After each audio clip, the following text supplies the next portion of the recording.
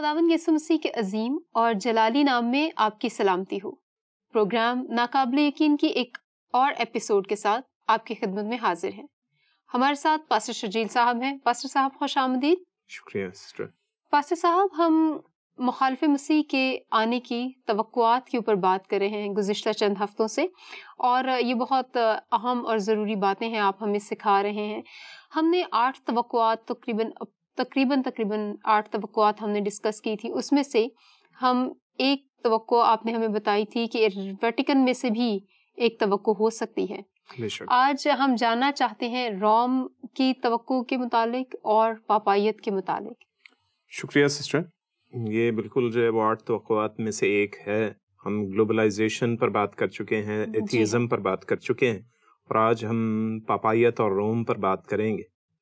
تو اس کے لیے آپ جو ہے وہ سب سے پہلے دیکھیے کہ مکاشفہ کی کتاب کا آغاز جو ہے وہ خداوند یسوع مسیح کہاں سے کرتا ہے۔ جیسے ہی پہلے باب میں وہ اپنا انٹروڈکشن دے دیتا ہے یوحنا رسول کو، تو اس کے بعد وہ 7 اپیسلز ہیں، 7 خطوط ہیں، جن کو ہم صرف جنرلی 7 لیٹرز کہہ دیتے ہیں، لیکن ایکچولی وہ 7 اپیسلز ہیں۔ ان اپیسلز کے اینڈ میں بالخصوص چوتھے لیٹر سے جو ہے یہ معاملہ شروع ہوتا ہے، چوتھی اپیسل سے یہ معاملہ شروع ہوتا ہے کہ پہلے 3 لیٹرز میں، پہلے 3 خطوط میں یہ بات اینڈ میں موجود نہیں۔ وہاں تک وہ تینوں خطوط تھوڑے مختلف انداز کے ہیں، پہلے تینوں خطوط، اور اس کے بعد جو باقی 4 خطوط ہیں ان کے اینڈ میں ایک خاص جملہ ہے کہ جس کے کان ہوں وہ سنے کہ روح کلیسیاؤں سے کیا فرماتا ہے۔ درست۔ تو وہاں پہ ورڈ ایک کلیسیا کا نہیں ہے، صحیح، وہ آنے والی تمام کلیسیاؤں کا ذکر موجود ہے۔ اس دور کی موجودہ جو اس وقت موجود کلیسیائیں تھیں ان سب کے لیے بھی ہے، اور آنے والے دور کی دنیا کے آخر تک جتنی کلیسیائیں ہونی تھی ان سب کے لیے بھی وہ خطوط ہیں۔ صحیح۔ تو پھر کچھ علماء اس بات کو اس طرح سے یہ بیان کرتے ہیں، یہ 7 خطوط ایک باترتیب ہسٹری کو بیان کر رہے ہیں، چرچ ہسٹری جسے کہہ سکتے ہیں۔ ابتدائی کلیسیا پہلے چرچ کو ظاہر کرتی ہے جس میں وہ بہت زیادہ اظہار ثانی کا شکار تھی اور پریشانیوں کا شکار رہی۔ پہلے 3 خطوط اسی طرح سے چلتے جاتے ہیں، اور پھر اس کے بعد جو درمیانی عرصہ ہے وہ چوتھے خط سے شروع ہوتا ہے۔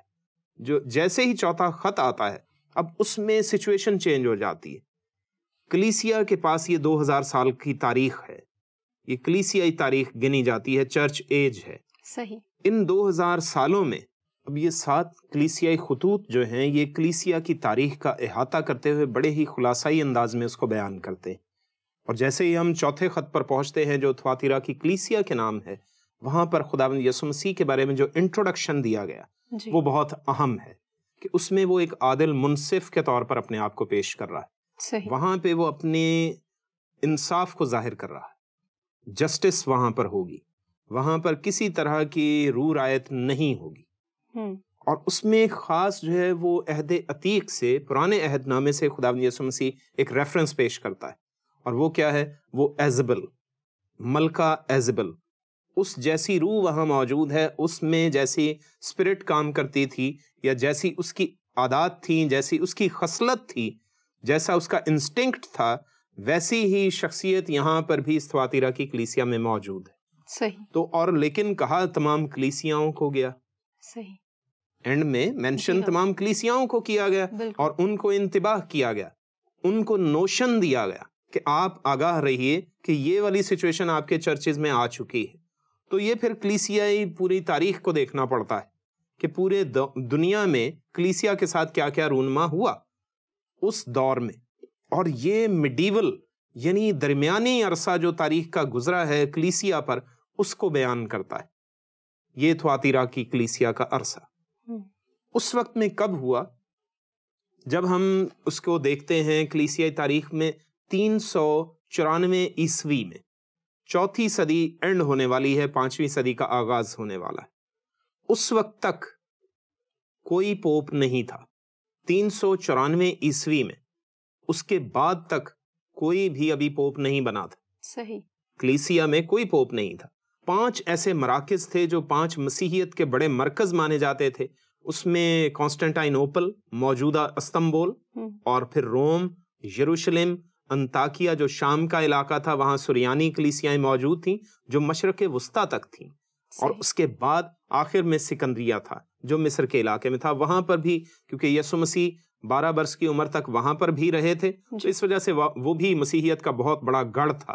وہاں پر بہت سی لائبریریز مسیحیت کی موجود تھیں اور اس میں بہت لوگ جو تھے وہ پڑھے لکھے موجود تھے. اب ان تمام علاقوں کے جو سب سے بڑے مسیحی رہنما تھے ان کو بشپ کہا جاتا تھا. اب اس کا مطلب یہ نہیں تھا کہ وہ کوئی انوکھی شخصیت بن جاتے تھے یا لوگ ان کے ہاتھ چومتے تھے، ایسا کچھ نہیں تھا، نہ ہی ان کو سجدہ کیا جاتا تھا، ہرگز نہیں تھا. وہ سینئر پاسٹر ہوتے تھے، وہ صرف نگہبان کا عہدہ ان کے پاس تھا.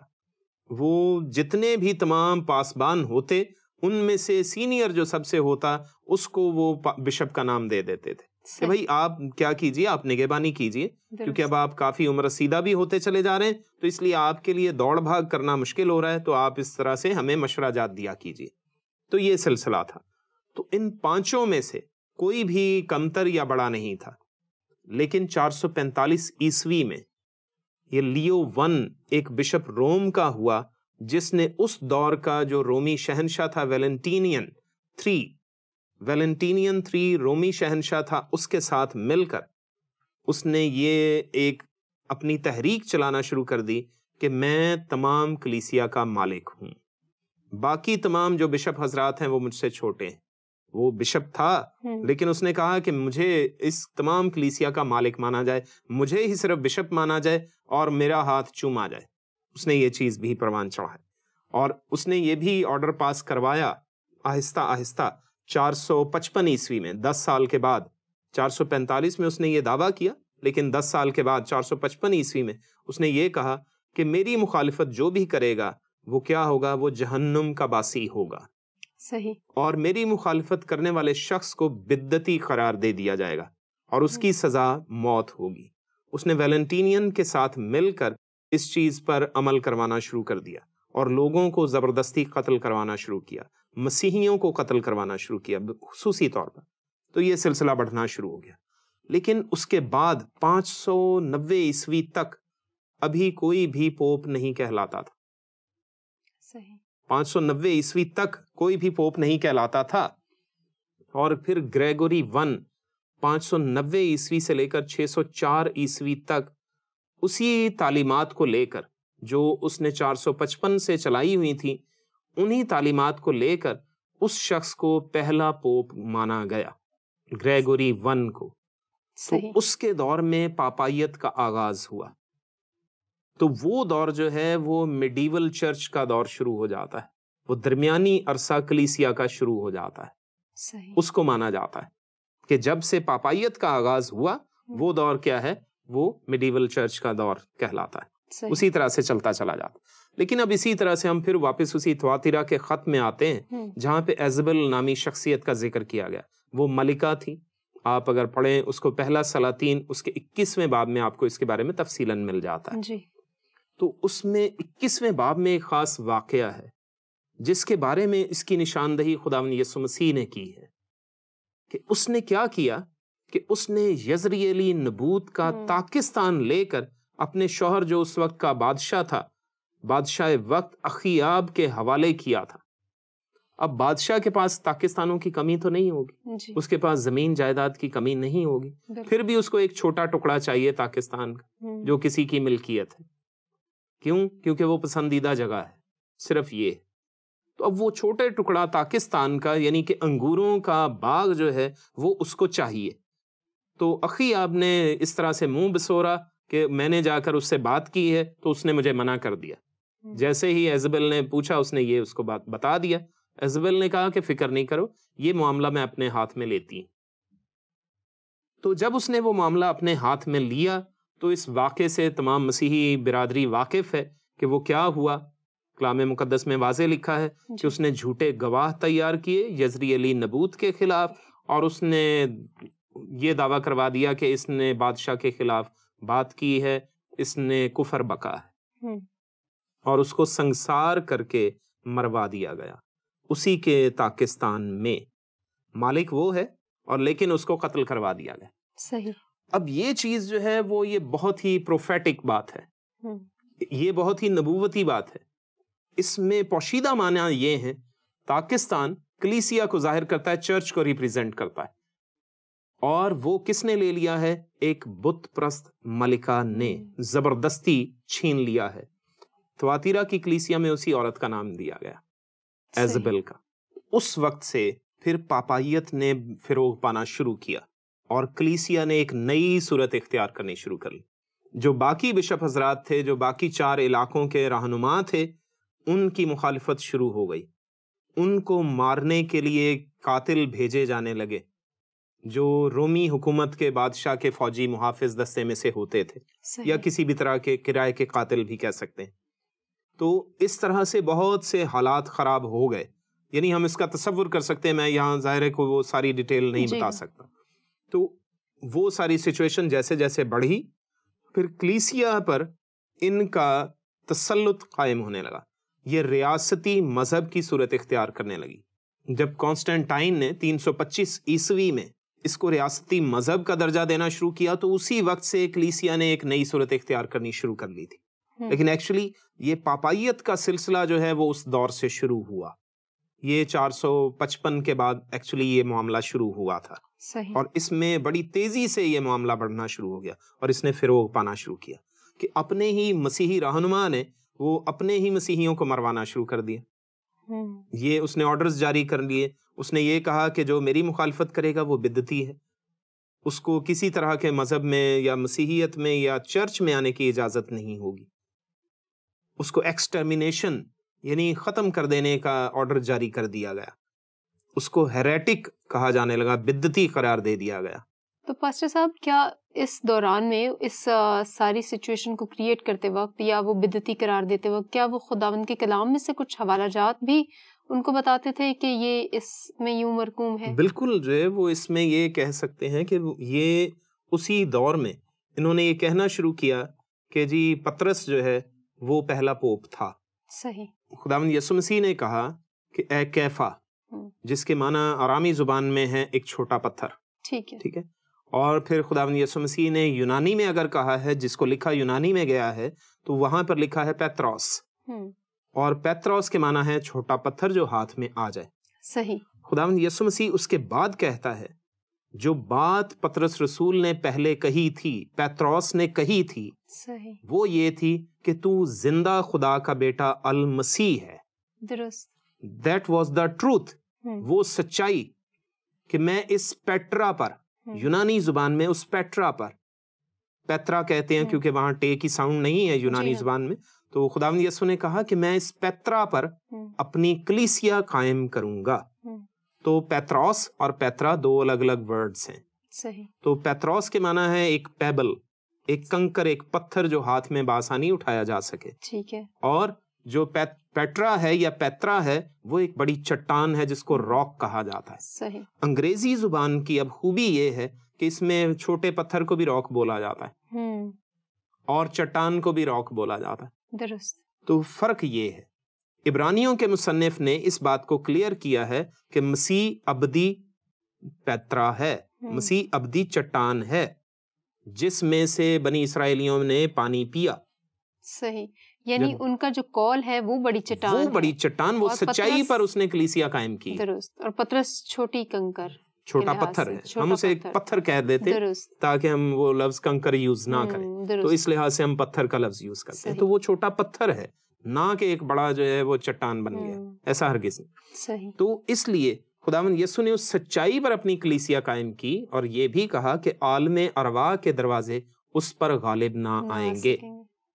تو اس وجہ سے پطرس جو ہے، جو پیتروس ہے، ایک چھوٹا پتھر ہے، وہ ہمیشہ تک تو زندہ نہیں رہے گا۔ درست۔ عالم ارواح کے دروازے تو اس پر غالب آ گئے ایک طرح سے، کیونکہ عالم ارواح کے دروازے اس پر غالب آتے ہیں جو مر جاتا ہے، اور پطرس مر گیا، شہید ہوا۔ یہ تاریخ بتاتی ہے کہ اس کو الٹا کر کے صلیب دی گئی تھی، اس نے خود کہا۔ تو اب اس چیز پر جو ہمیشہ زندہ ہے کلیسیا قائم ہو سکتی، اور وہ خداوند یسوع مسیح ہے خود۔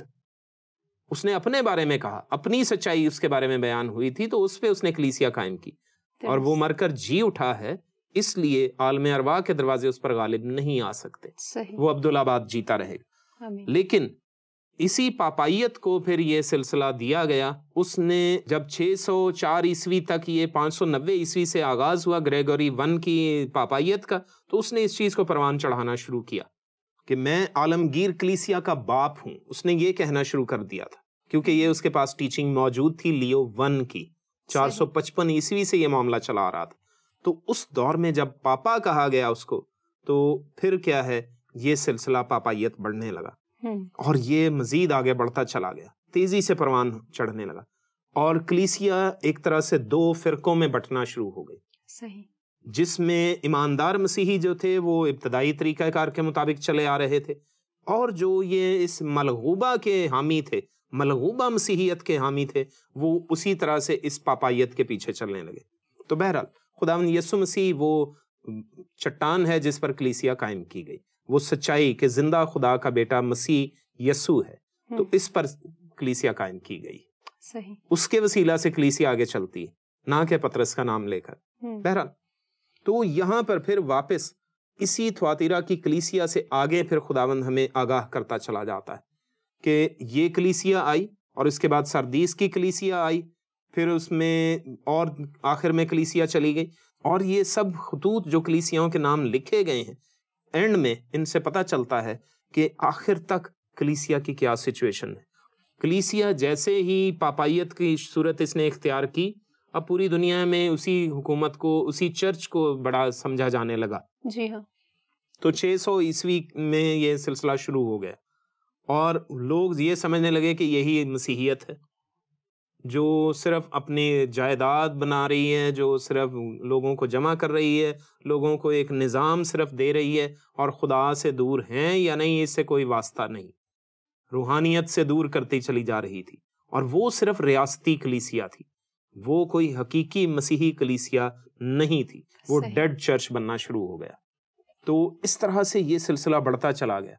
انہوں نے پھر لوگوں کو مختلف طریقہ کار کے تحت کسی کو مقدس بنانے کا سرٹیفکیٹ دینا شروع کیا، وہ بھی پیسے کی بنیاد پر. لوگوں کی زمینیں، جائیداد یہ اپنی چرچ کے نام کرنا شروع کر دی، اور وہ کیا تھا، وہ اسی رومی چرچ کے نام تھا. وہ ساری اسی کی نظام کے تحت چل رہے ہوتے تھے. مختلف علاقوں میں فوج بھیجی جانے لگی، چرچ کی فوج باقاعدہ ہوتی تھی، وہ بھیجی جانے لگی، جس کی وجہ سے یہ سلسلہ مزید بڑھنا شروع ہو گیا، اور لوگ ان سے کترانے لگے، لوگ ان سے ڈرنے لگے، اور لوگ ان سے نفرت بھی کرنے لگے. صحیح. تو یہ کلیسیا جو تھی، یہ ایک ایسا نظام بننا شروع ہو گیا کہ یہ ایک گورنمنٹ بننا شروع ہو گئی، چرچ کے بجائے ایک حکومت بننا شروع ہو گئی، حکومت کے طرز کی. انہوں نے شہنشاہ وقت سے بھی اختلافات کرنا شروع کر دیے، کیونکہ وہ گریگوری کے جانے کے بعد جب دوسرے پوپ آنا شروع ہوئے، تو انہوں نے پھر اور اس میں جدت پیدا کرنا شروع کی، جدیدیت آنا شروع ہو گئی، جس کی وجہ سے وہ نظام پھر الگ الگ تو ہوئے، لیکن انہوں نے اپنے ریاستی مذہب بنانا شروع کر دیا، ریاست کے اختیار کو اپنے اوپر سے اتار ڈالا، اور خود اس کو ایک ریاست بنانا شروع کر دیا، چرچ کو ریاست بنانا شروع کر دیا، جس کی مخالفت بائبل مقدس واضح طور پر کرتی ہے کہ کلیسیا اور ریاست کا باہم کوئی تعلق نہیں، کہ اس میں ایک دوسرے کو ملا کر نہیں چلانا چاہیے، یہ چرچ اس طرح سے نہیں چل سکتا. تو لیکن یہ ایسا ہی کرنے لگے تھے، جس کے نتیجے میں پھر چرچ والے جو تھے، ممبران جو تھے، وہ پریشان ہونے لگے، اور کبھی لوگوں کو بیپٹزم بچوں کو دیا جانے لگا، اور اس طرح سے یہ سلسلہ کیا گیا، لوگوں کو مقدسین بنانا شروع کیا گیا، ان کو سرٹیفکیٹ دیے جانے لگے. لوگ گناہ کر کے آتے تو پہلے ہی وہ ان کے نظام کے تحت جو ان کے مذہبی رہنما ہوتے، پریسٹ ہوتے، وہ ان کو پہلے ہی دے دیتے یا بتا دیتے، جی کنفیشن ہمیں کرنا ہے، اقرار گناہ کرنا ہے. تو اس میں وہ اعتراف کر کے تو اس میں پیمنٹ کر دیتے، ہدیہ کی صورت میں، آفرنگ کی صورت میں، سونے کے سکے، چاندی کے سکے، یا جو بھی ان سے بن پڑتا یا جو ان کی استطاعت ہوتی. صحیح. تو اس صورت میں یہ کلیسیا جو تھی، یہ پوری دنیا میں مسیحیت کا نام بگاڑنے لگی. صحیح. اور اس نے ایک مخالف مسیح کی سی صورت اختیار کر لی تھی. یہ نظام تیزی سے آگے بڑھنے لگا اور بہت پھیلتا چلا گیا. اور پھر جو حقیقی مسیحی تھے، وہ چٹانوں کی غاروں میں اور کھو میں اور پوشیدہ مکانوں میں، بیسمنٹس یعنی تہہ خانوں میں، وہ چھپ کر عبادتیں کرتے اور خدا کا نام لیتے تھے. لیکن یہ لوگ ان کو بھی ڈھونڈ ڈھونڈ کر تلاش کرتے اور ان کو بھی قتل کرنے کی کوشش کرنے لگے تھے. یہ سلسلہ یعنی 600 عیسوی سے لے کر 1500 عیسوی تک چلتا رہا، جس کے بیچ میں کروسیڈز آ جاتی، تو کروسیڈز نے بہت زیادہ تباہی مچا دی۔